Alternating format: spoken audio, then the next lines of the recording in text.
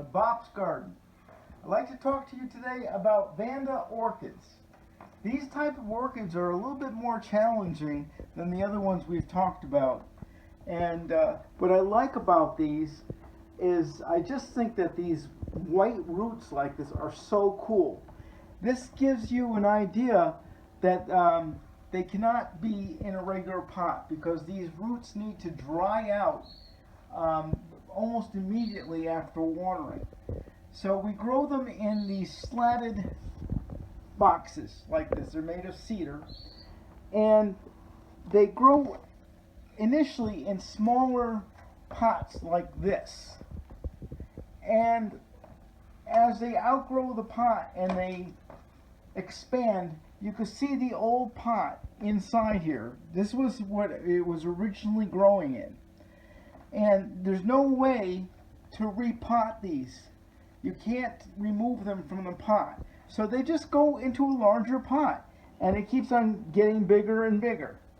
So a medium here that we use is sphagnum moss, and I also throw in a few bits of charcoal, and occasionally I'll put in a couple of orchid bark chips in there too, just like a handful. But it's mostly sphagnum moss in here. So the key to this is to get them to flower. That's the challenge. Taking care of them is not a major problem. They like a lot of humidity. They're from Asia. They like real tropical heat. It's 80% humidity. They also like light shade, not full sun, but if you have slats, they're grown under slats, like a roof type enclosure. It's very important. The only way to really get them to bloom is to have the proper sun conditions for them. Now, these cannot tolerate temperatures below 55 degrees. So they also will enjoy being outside for the winter, for the summer.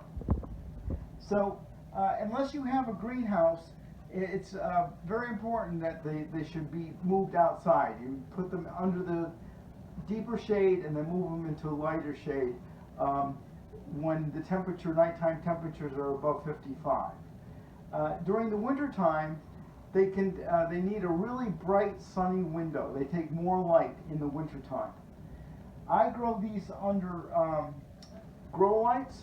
That's also good, and they're at least for the winter time. And the way I get them to survive is that I have to move them outdoors for the rest of the summer, and they don't come back into the house until the temperatures start to drop.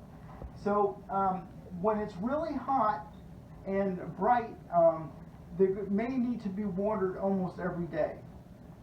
Indoors during the winter time, about once a week.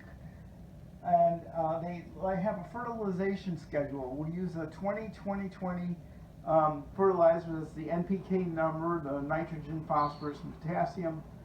And they will get that once a week. They're pretty heavy feeders. Then every third feeding, we give a fertilizer that has higher phosphorus, the middle number. So we look for the middle number being around 30. So at every third feeding, that's what you want to do. And then you have a good chance that they're going to flower. One other thing is that you do want to leave your tags on. Otherwise, you'll lose track of what kind of orchids they are. Because otherwise you really can't tell just by looking at them. So once a month, you want to water these really, really well. You got to pour a lot of water through them, so that gets rid of any fertilizer salts that are in the basket. So aside from that, they're easy to grow, but difficult to flower. And you could find this to be a bit of a challenge, but I think you'll be up for it. So thank you for watching Bop's Garden, and we'll see you next time. Please share, comment, and subscribe to my videos. And remember, be curious, not judgmental.